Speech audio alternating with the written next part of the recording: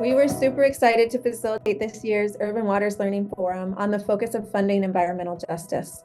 We know there's a lot of funding coming down from the federal level with the Justice 40 initiative and other sources that are really designed to target environmental justice communities, overburdened communities. And yet we know the relationships and the systems are not in place yet. This is a new way of funding. And so this year's forum focused on principles of working together. We highlighted these principles that are back from 1991 at the first People of Color's Environmental Justice Summit in Washington, D.C., and they are still relevant, still fresh. We still need to look at these and use these. In this workshop, we brought together 3 different audiences, thanks to the River Network for recruiting and encouraging folks. We had representation from funders, from high capacity regional or national state organizations, and from local community-based organizations. We know that we need partnership across these levels to really look at how to direct these funds and have that impact we want to have at the community level. I'm Nancy Aguilar with the Washington State Commission on Hispanic Affairs, and I really think that one of the most important elements of this workshop was really centering trust and relationship building. And by having these 3 different audiences sitting together in a room and being honest about the process, about the boundaries and the barriers, and all the hardships that they have to navigate, from their point of view, having that opportunity to speak on that truth and communicate with each other is just crucial in order to move forward and really have transparency with access to funding, but also relationship building and trust building. There's a need to change systems, these systems that have been in place for decades and probably even longer. When it comes to working with community-based organizations, I would like to say that there's always a case-by-case matter in which, although some of the issues in our marginalized communities are the same, they're sometimes slightly different. And what that means is working with community within their own capacity, but also creating a baseline where they are educated, they are able to offer up their gifts, their talents, at the same time, while the community leaders or the funders or anybody who wants to partner with the CBOs can actually offer up additional tools and resources to help better equip them to be able to contribute to whatever the needs are in their community. That means we need to change the system. That means there should be nothing about community without community actually being engaged. Let's really consider how we can change our approach to philanthropy, how we can consider a true, genuine, authentic partnership with the people that we want to lift up and raise up and empower. One of the things we really talked about was the importance of building those authentic relationships with funders themselves, and also for funders to help support organizations to build those relationships among one another, and to how do we build and support and help stimulate that collaboration in a way that is effective both for community power building and for effective policy moving forward. And our goal really is to figure out ways in which we can not only establish funded program activities to engage our community residents, but also seek partnership engagements that allow our organization to be an intermediary resource to those communities. I'm constantly aware of what are the opportunities and what do I need to be giving away, making sure that our resident leaders are weighing in on the conversation. And we do that by compensating our residents as they're learning to become resident leaders. We also compensate them to participate in public conversations so that there are no barriers to their participation. So I want to give that out to the rest of the community. We're talking really frankly about the systems and the processes and the community engagement required to navigate these large amounts of federal funding that are coming through our systems and into our communities are critical. We're not going to come up with environmentally just solutions. We're not going to really have the community impact and the equitable outcome that we're all hoping for without these kind of cross-sector and cross-role collaborations and discussions. And I really think bringing together groups like this that have trust and have some history together to unpack the challenges and to interrupt systems that maybe the status quo are really important and are really what's going to bring environmental justice and equity in the way that we look at these funds. Can we reduce some of the structural barriers to foundation grants, especially for nonprofits who maybe have not accessed, the philanthropy space much before? There's a lot of small nonprofits who just haven't been able to chase those opportunities or, be able to figure out that whole system because it is really complex. Can we identify maybe like what are the minimum requirements for our grantees? Like what do we need at the baseline for them to submit? And are there ways that we can then shoulder the rest of the burdens? Maybe that, as an intermediary that other foundations might require of grantees. So is there more things we can take on so it's easier for our grantees?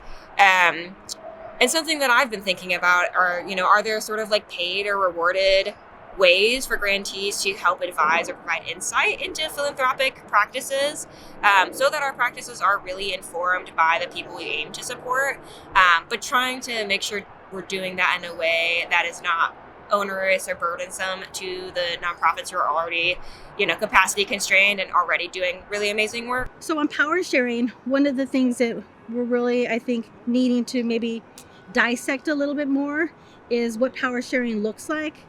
When you're doing community-based work, it's often a situation where it feels like we are at the lower end of power and the ability to make change. But I think that instead, we actually have a lot of stories and knowledge and information that we just have to do better to leverage. And so that means that we got to recognize the kind of power that we have. But then what does it mean to work across groups that are working for similar issues? And then be able to, again, tell those stories. But we want to make sure that, again, all this work is happening in an equitable way. A lot of our residents are also trying to understand more how it is that they can engage. But it's hard when people don't have the money to be able to spend the time to go to a community meeting or go to a local hearing. And so we've got to figure out ways to also make sure that funding is equitable so that we respect that it does cost for people to be able to participate in democracy, to participate in the kind of local change that they want. You've got to figure out how to pay to travel somewhere or somebody to watch your kids or to care for an ailing parent that needs consistent sort of care. And so we want to do this work equitably, but we realize that many communities are having the same problems. So power sharing really looks like a bottom-up approach. It should never be unequal or undivided among its contributors, but it should always include the very community members that are most impacted. And those are my marginalized communities. The power sharing significance for us is being able to sit at the table, but more importantly, being able to articulate on behalf of residential communities their value. And being able to find that middle ground where we can build capacity internally as an organization, but also strategically be in alignment with the larger scope or program vision of the region. The key thing that we are trying to do now is raise up community voices in decision making, especially related to climate change and flooding.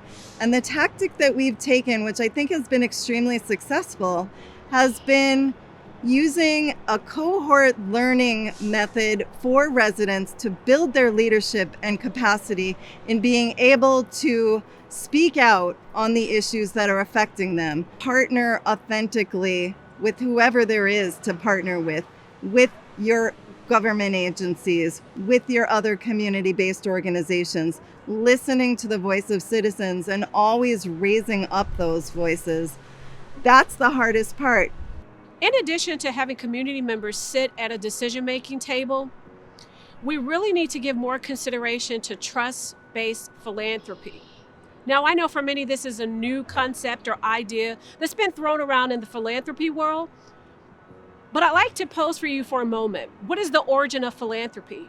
When we talk about philanthropy at its core, we're talking about charity. We're talking about giving. We're talking about the well-being of others. And in my world, working with community, it's all about what do they need and what do I have to offer up to make things a little bit better for those who are often left behind often without access to necessary resources that they need, including clean drinking water. So what I would like to say is let's really consider how we can change our approach to philanthropy, how we can consider a true, genuine, authentic partnership with the people that we want to lift up and raise up and empower. And that can happen by taking a closer look at trust-based philanthropy, taking a look at the roles that our community members play, actually considering their leadership skills and how they can contribute to not only the conversations, but to impactful, meaningful change. I think there's a lot of talk right now in philanthropy about, like trust-based philanthropy.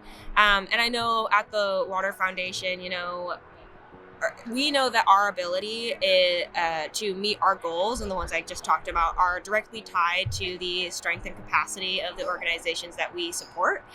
So we want to make sure that, our practices as grant makers are supporting our grantees in the best way possible, rather than adding, stress or additional barriers to how they carry out their work. So, internally, I think there's a lot of movement or efforts that we can make to better incorporate trust-based practices.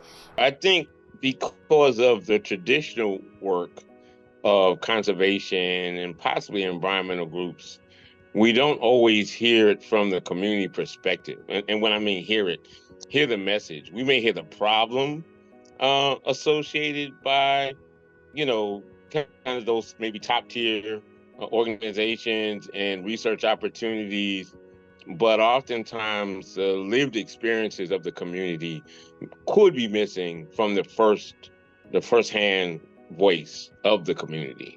And so I think it's important to find ways to fund that work, to engage in that work, because I think the lived experiences are very important. There's an old African proverb that says, as long as the lion does not have its own historian, the tale of the hunt will always glorify the hunter. If we don't tell our truth, no one else will. This is a very important thing that we are starting to place value on. Not only are the communities that we serve under siege in terms of overall infrastructure demand happening in real time, but also that sense of belonging, that sense of acceptance, that sense of support.